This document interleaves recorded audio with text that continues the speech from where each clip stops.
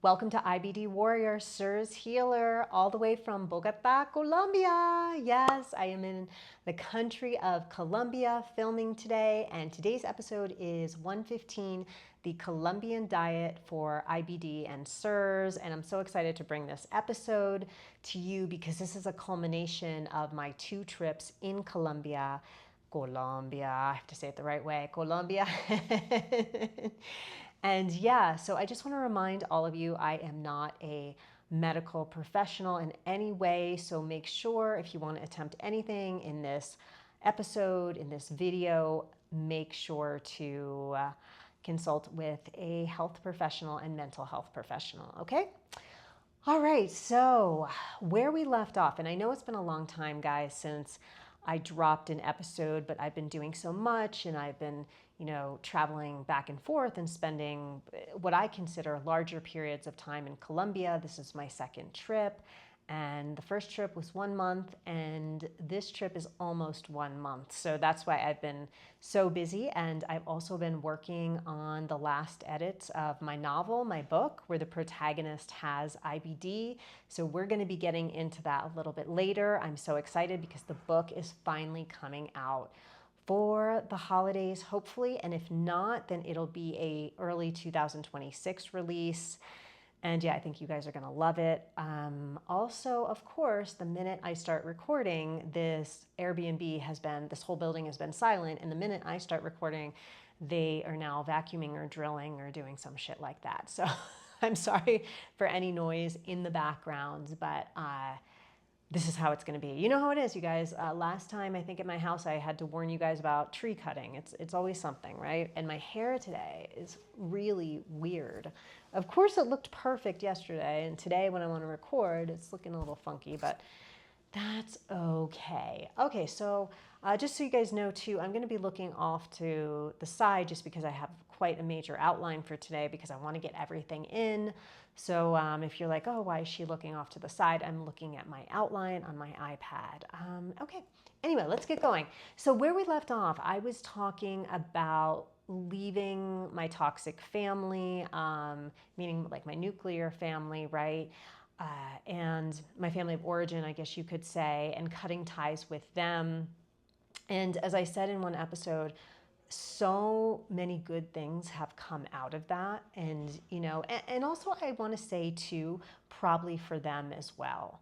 You know what I mean? Like me hanging on to the relationship was not healthy, but I think for them, them hanging on to the relationship and keep trying different ways of a relationship with me too wasn't healthy for them either. So I hope that miracles have come into their life too after, me taking that step back. So, how many months has it been? It's been a while now, and just have to say, good things keep happening. So,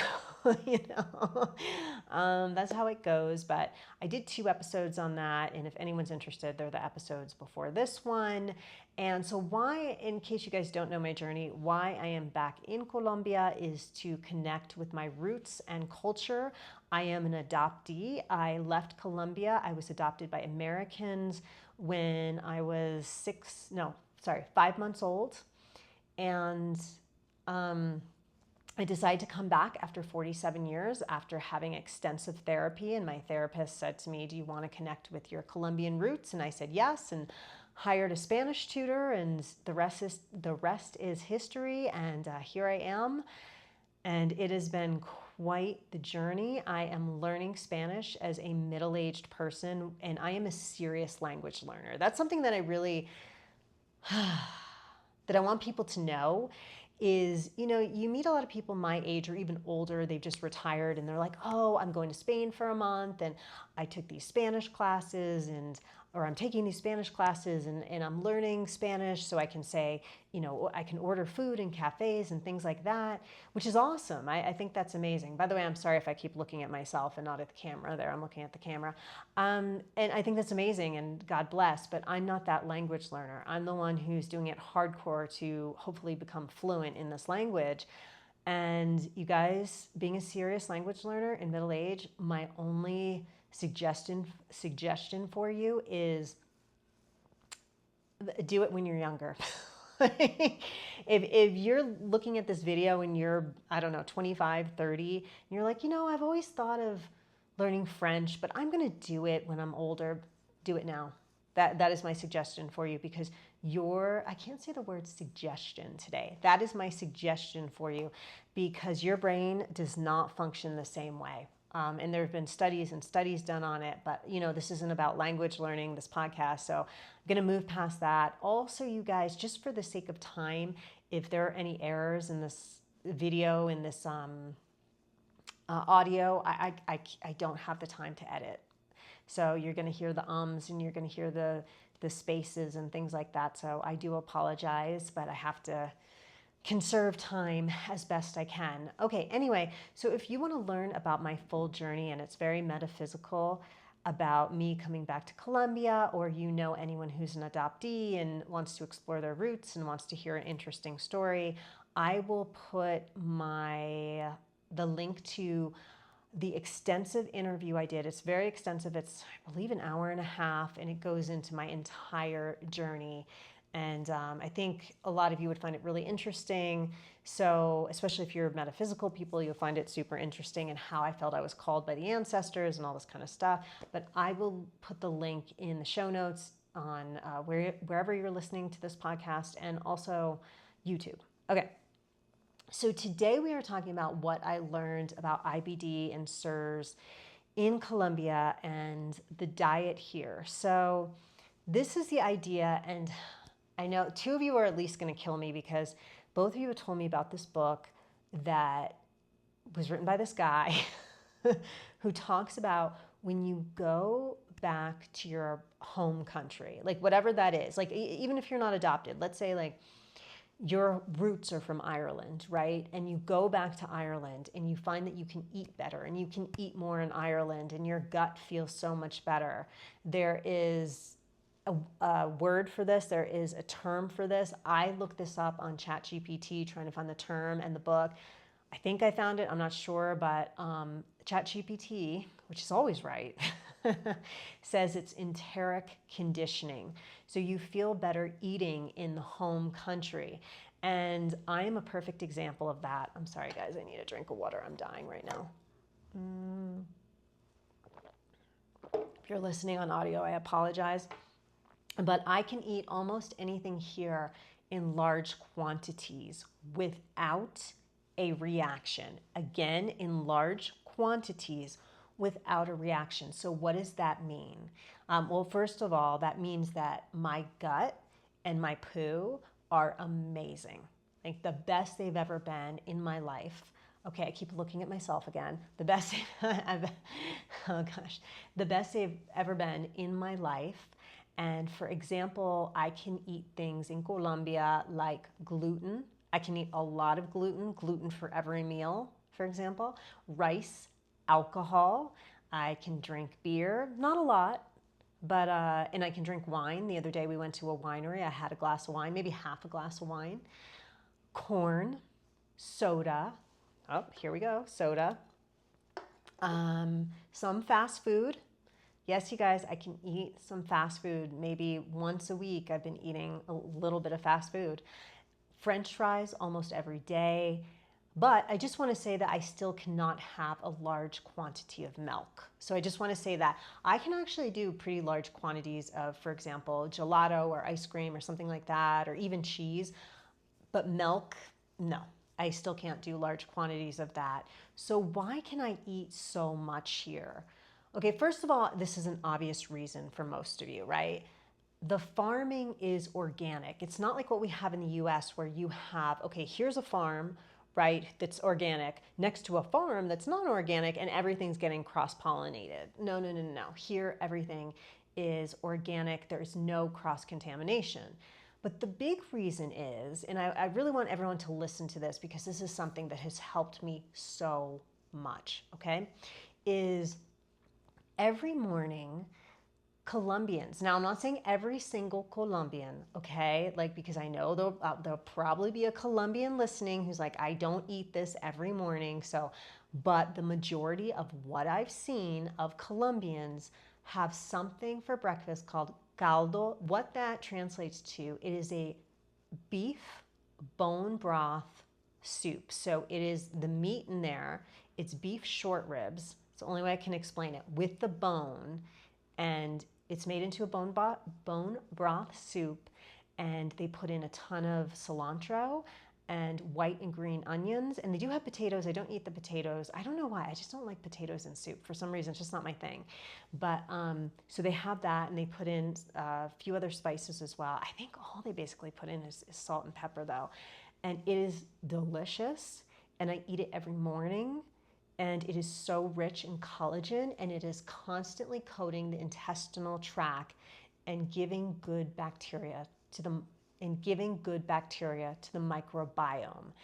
And I eat either caldo de castilla or something called there's other soups like sancocho or other soups like that, and I eat them up to twice a day when I'm here in Colombia. Not all the time, but definitely once a day.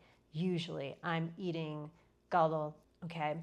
And my gut is extremely strong here, extremely strong. My belief is in 2021, when I had the life-threatening flare that I talk about all the time, my microbiome, sorry, I have to fix my hair. My microbiome took a major hit and never fully recovered. This is my theory, okay? I've never had the theory proven by a doctor or anything like that, or by a naturopath or whatever. This is my theory. Eating the Colombian diet has started to heal it, has started to heal my gut, my microbiome. This is my second trip to Colombia, and in between trips, I noticed I could eat a lot more food in the US as well. And then back home in New York, in between, I now eat bone broth at least 3 times a week for breakfast, and then I let it soak in my digestive tract for at least 30 minutes or more before eating anything. And I noticed that has helped a lot. Also, there's the idea of being back here and healing the self, right? Healing myself, because I don't want to get too into the metaphysical because I know some of you aren't into it, but those of you who are, I felt like my ancestors were calling me back here. I feel like I'm back here for a reason. I feel like I'm learning Spanish for a reason. I feel like my whole journey is extremely spiritually guided, but one part of my journey is that I feel like I'm being healed by coming back to my home country, because I haven't gotten into this yet, and I probably won't get into this for quite a while, or at least a while. But there were some really dark parts of my adoption. And then you guys know I had listen, I'm not special or different than anyone else. We've all gone through shit, but I had a really traumatic childhood. And because of that, my body took a hit. My nervous system took a hit, as all of us, I'm sure we all have a similar story, right? But I feel like being back here, that I feel like myself, my soul is healing. Okay, so I've been told now by 3 metaphysical people who are top of their game, I trust so much, and they've told me that when you go back to Colombia, the missing parts of yourself are going to return, and that's what I'm finding. And I find, like, today's a good example. I'll just cry for no reason. I don't know if the tears are happy tears, sad tears. I mean, I guess they're more geared toward happy tears, but I've just been really releasing a lot and crying. And I've been having days, like usually when I'm here, I'm with my tour guide and I'm on the go, and we're gone like 16 hours a day, and it's a really busy, crazy day. But the last 2 days I've been taking for myself. I've been spending a lot of time in my Airbnb room, which I know certain people are like, oh my God, that's horrible. You should be out every day exploring Colombia. And trust me, usually I am. I've seen a lot of Colombia, guys. In these 6 weeks, I've seen a lot.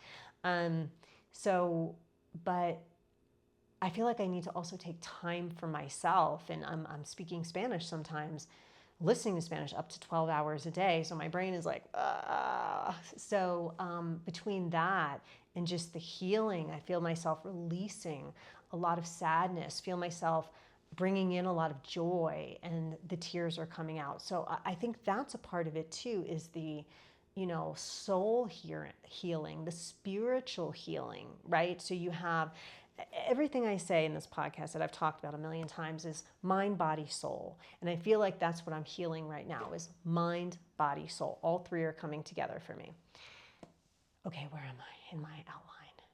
Okay, on top of that, I want to mention that something apart from Colombia is I have really been keeping to a schedule, not while I'm in Colombia. I do not take this to Colombia. I just want to say this, okay? But I have really been keeping to a really good schedule with psilocybin. You can look that up. That's mushrooms. And psilocybin creates different neural pathways. And I really credit that along with trauma therapy that has really, really calmed my nervous system. Really calmed my nervous system and really boosted my immune system as well. For example, this is just Colombian culture, you guys. This is just how it goes. So in this Airbnb, not last night, but like every night except maybe 3 nights here, someone comes in around 11:30 p.m., 11 p.m., loud as hell, on their speakerphone. Person next to me turns on the TV as loud as they possibly can at 11:30 p.m. when it says you have to sign a contract that says quiet hours at 10 p.m. They don't care. Certainly, again, if there are Colombians listening, the majority of Colombians I've met are very quiet. This whole building's quiet, so I'm not saying it's cultural with all of Colombia. I'm just saying you always get one a-hole, and in the US, you always get one a-hole. But the problem is there are beams running across the ceiling of this Airbnb. And if I had known that, I would have never booked it because beams, these support beams, carry so much sound. So I don't even know if the guy's in the next room being an a-hole. I mean, he could be 3 floors above. Anyway, not the point. But, you know, I've had this happen almost every night. And the old me a year ago, me a year and a half ago, would have been fuming, would have been crying, would have been upset, would have been texting the front desk, would have been freaking out. The new me, I can't even get emotional about it. I can't even get, even if I want to, I can't even reach the level of being super annoyed. I think one night I started to get annoyed, but calm down. Oh yeah, I was glamping in the middle of the countryside and there was a loud family. And that was, I'm sorry, anyone would have been annoyed by that because come on, you're in the middle of a quiet countryside. There's 10 cabins. Everyone else is dead silent and you're the a-holes going, you know, thinking it's like a disco. So anyway, that's a whole nother story. But, you know, I just now put in my earplugs and I have the white noise on YouTube and I turn that up all the way and I fall asleep. And that's the way I've been handling it. So yeah, the psilocybin has definitely created different neural pathways to where I am so much calmer, my nervous system. And that's the thing too, usually with like this noise stuff, my nervous system would have been like shot. I would have been so upset and I would have been, no, I've been pretty good. I've been pretty good. You know, we'll see how it continues to go, but I'm proud of myself for that. So I just want to say that. I will say, I want to be honest that when I eat more sugar, I do have night sweats and I have a bit of morning anxiety and brain fog with language learning. So really it's not worth it. Yesterday I had this big croissant and it was delicious, don't get me wrong, and I had it late. And then I woke up and I had really early Spanish lessons at 7 a.m. and I noticed my speaking was not as good. And it took me like a half an hour to get into the lesson and get my speaking correct. So, you know, for me, it's not worth just packing in a ton of sugar. So I'm having a little bit, but I have to say I'm indulging because I'm just so excited I can eat so much. So it's not the best thing. I know I'll, you know, moderate and go back. And in New York, I've been eating better. So I'm excited for myself that way as well. But yeah, overall, I'm feeling pretty good because of everything combined. And I just wanted to come on here and give you guys some ideas. Look into the Colombian diet, look into caldo, look into Colombian soups and see what kind of spices they put in, what kind of ingredients they put in, and see if that works for you. Because I mean, not only, you know, is it helping me, but also it's absolutely delicious. And I'm sure you can make it at home. And you guys know I'm not really a cook, but I have decided to start making bone broth at home because everyone keeps telling me how easy it is. So I'm going to do it when I get home in New York. But when I'm here, like breakfast costs me $6 US. So why the hell would I try to even cook it myself? And I don't know if you can see, I only have hot plates or whatever over there. So I can't really cook anyway. I just want to pass this on because you know that 3-4 years ago, this wasn't my story at all. I could hardly eat anything. And now that I think I'm healing on so many levels, I feel so much stronger. I feel like my immune system is so much stronger. Colombia is the rainiest country in the world, you guys. And remember that my problems were all caused by mold. And I'm here. I'm doing it. Knock on wood. I'm doing okay. My immune system's strong. I feel that way.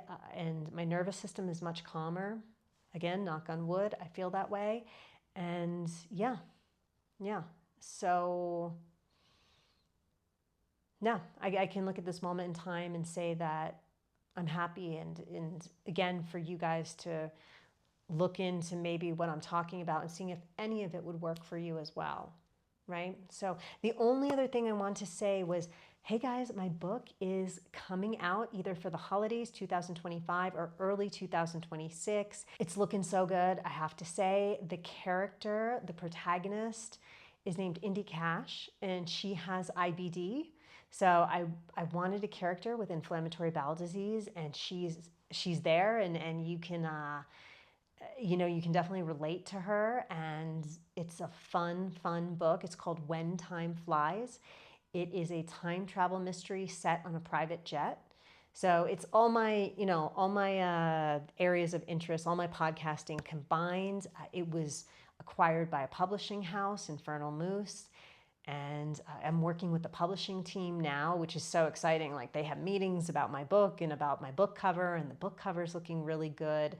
So yeah, if you want more information on that or to follow me, and remember, I've said this many times before, that my new Instagram is not so much geared toward IBD. It's more about like fun stuff, being a middle-aged woman on a meaningful journey and having a lot of fun. So if you guys just want to like kick it with that and support me with my book, I would love for you to come over to Instagram. I am at Free Spirit Jennifer C. Free Spirit Jennifer C on Instagram. I think I can put that in YouTube below, and I will definitely can in audio. And then, yeah, so I will definitely do a separate episode at some point about my book because I want you guys to buy it and support. And I think you guys will just love reading it. It's a fun, super fun beach read. Super fun. And I guess I should say it's Bridget Jones meets Succession.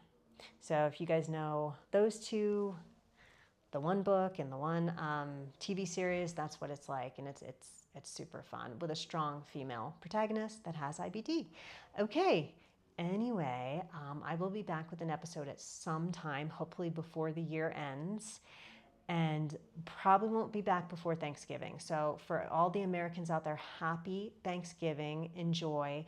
Remember, I say this every year, if you don't feel like going, if you want to bring your own food, if you don't want to answer questions about your diet, fuck these people, with all due, and you do what's best for you. You do what's best for you these holidays, this Thanksgiving, and do it the way you're going to do it, right? You got to put yourself first at some point in life. So everyone, I miss you, love you, and besitos de Colombia, and have a green heart day.